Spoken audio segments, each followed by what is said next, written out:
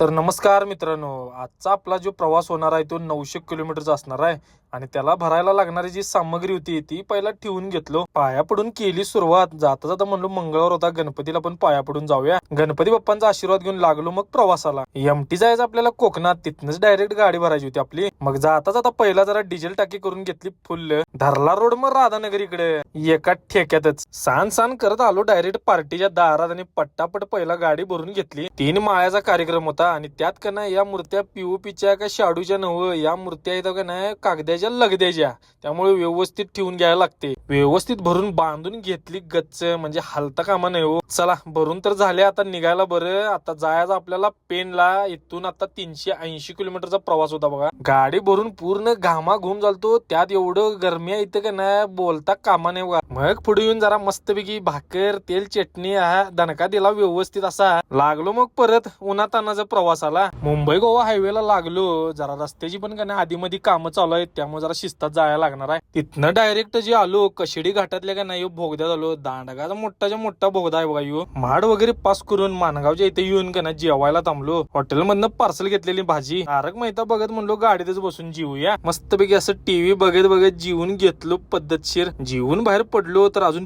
Pen आपल्याला बघा अजून 58 किलोमीटर होतं आणि काय गाडी आपली सकाळीच खाली होणार होती.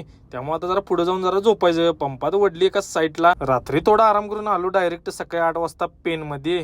रायगड धाब्याला थांबलो, फ्रेश वगैरे झालो. इथंच आलो मग इथं आत हमरापूर मध्ये गाडी खाली करायला. लगेच गाडी खाली करायला लावली. चला आता खाली करून का आपण इथंच परत गाडी भरून जायचं आहे. चला भेटूयात आपण नेक्स्ट पार्ट मध्ये. धन्यवाद.